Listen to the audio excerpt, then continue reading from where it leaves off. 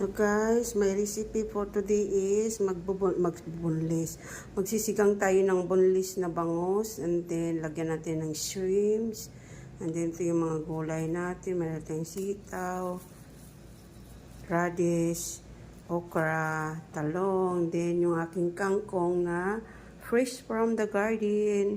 So linisin muna natin yung mga gulay para makakapag-gisa na tayo sa ating boneless bangus and shrimp sinigang.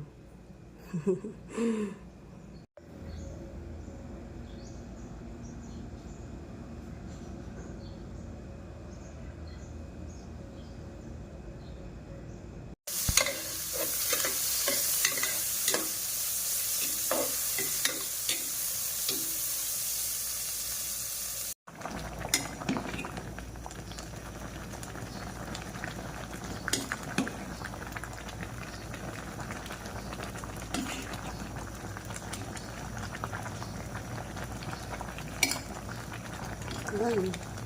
Sabaw-sabaw. Huwag natin ukayin kasi baka madurog yung isda.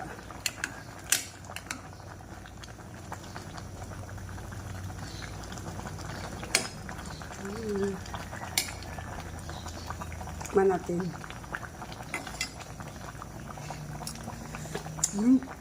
Sarap. Sabaw pa lang, ulam na. Yummy! Thanks for watching, guys. Bye!